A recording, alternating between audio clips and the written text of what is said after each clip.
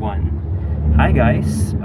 So I'm gonna be doing for my OER something of a presentation on the 12 principles of multimedia design, or multimedia learning as it is. I'm gonna be showcasing what to do and what not to do, as well as a few other things. Maybe ways on how to apply these principles and what they look like when they're not applied properly, of course. I suppose that's about the intro. That's about it for the intro, right? So, here we're going to be looking at the 12 principles of multimedia design. Let's start with number 1, coherence. Ooh, nifty. The coherence principle suggests that extraneous material should be eliminated from multimedia presentations in order to enhance comprehension. In simpler terms, it means that any elements included in multimedia presentation should directly support the instruction objectives and not distract the viewer with irrelevant information. This principle is based on the cognitive theory of multimedia learning, proposed by Richard Mayer. According to Mayer, learners have... okay, I see the irony here. Let's go on to let's fix this. There we go. The principle suggests that unnecessary information can distract the viewer, reducing the effectiveness of instructional materials. In practice, this more often than not means picking and choosing your visual elements carefully. When done well, it minimizes the cognitive load of the presentation and allows for improved comprehension. Number 2, signaling. The signaling principle suggests that relevant cues or signals should be added to multimedia presentations to draw the viewer's attention to important information. These cues could be in the form of auditory or visual prompts such as arrows, highlights, or audio cues that direct the viewer's focus to key concepts, main points, or important transitions within the presentation. I think we can do better than this. Let me try... There we go. Arrows, highlights, and audio cues. Number 3, redundancy.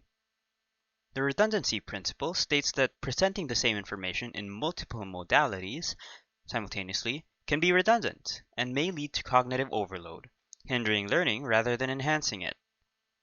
That's why, in this next slide, I'm going to be talking about something different. Redundancy basically means that something is repeated, and in this case, it means that you convey the same information with two different items, i.e. in this case, both voice and text. They can't both focus on it. Well, I mean, most viewers can't focus on both at the same time, so they spend time juggling between the two modes and thus not gaining as much information as they could. Also, it may actually slow them down since they're processing too many things at once. However, this isn't always the case. Some people do better with it, i.e. neurodivergent people, and sometimes complementary information works better than identical information with the same space, I suppose, to convey that information. Number 4, spatial contiguity. The spatial contiguity principle suggests that information is better understood when related elements are presented close to each other, spatially, I mean. In simpler terms, this means that when you're learning from multimedia sources, such as videos or presentations, it's beneficial to have the corresponding visual and verbal elements placed near each other. Like this. Nice. Number 5, temporal contiguity. The temporal contiguity principle suggests that presenting related verbal and visual information simultaneously or in close succession enhances learning and comprehension. When verbal explanations and corresponding visuals are synchronized in time, learners can more easily process and integrate the information because they're experiencing them together. Oh, I think this was supposed to be on the previous page. Let me just... There we go. Yeah, same thing. Principle 6, segmenting. The segmenting principle involves breaking instructional content into smaller manageable. Oh, yeah, this got broken. Let's fix it. There we go. The segmenting principle involves breaking instructional content into smaller, manageable segments or chunks, which allow viewers to take in the information in digestible portions. When instructional content is segmented, learners can focus on one concept or task at a time, without feeling overwhelmed by the amount of information presented. This allows for better retention and comprehension because learners can process and internalize each segment before moving on to the next. Segmenting is particularly beneficial when dealing with complex or lengthy content, as it helps learners stay engaged and prevents them from feeling overwhelmed. By presenting information in manageable chunks, segmenting facilitates learning by allowing learners to progress at their own pace while maintaining focus and comprehension. Number 7. Pre-training.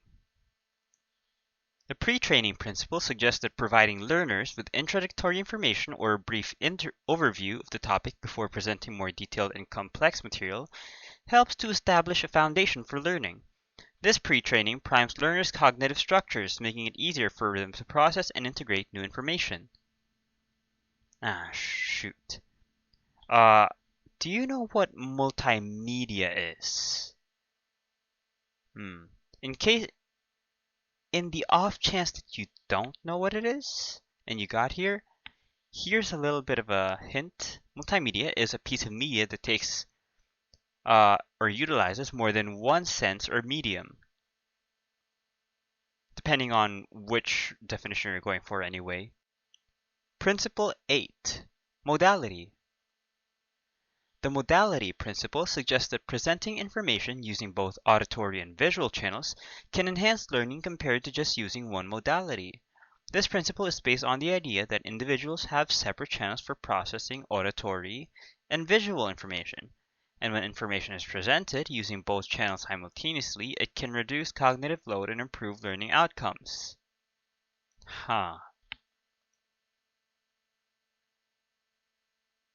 Yeah, pretend I just use this instead of reading the text out loud. We good? You're good. Number 9. Multimedia. The multimedia principle suggests that incorporating relevant visual elements such as images, diagrams, animations, or videos alongside textual information can enhance learning outcomes. Oh, there's nothing else. I was kind of expecting. Oh, there it is. Yeah, so that's multimedia. Number 10. Personalization. The personalization principle suggests that individuals are more likely to engage with and retain information when it is tailored to their specific needs, preferences, and characteristics. Unfortunately, that is not available in this multimedia presentation. Number 11. Voice. The voice principle suggests that when auditory narration accompanies visual information, such as text or images, it can enhance learning outcomes.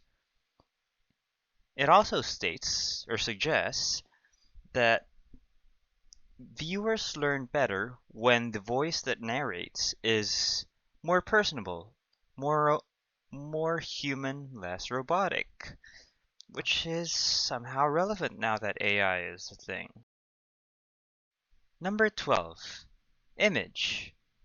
The image principle suggests that displaying a person's image alone doesn't contribute much to the overall learning experience of viewers. Okay,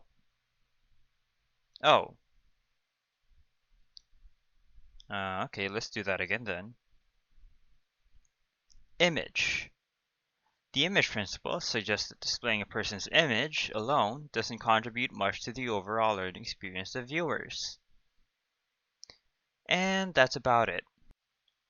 Thanks for watching. For more information on the 12 principles of multimedia learning, check out Mayer's Cognitive Theory of Multimedia Learning.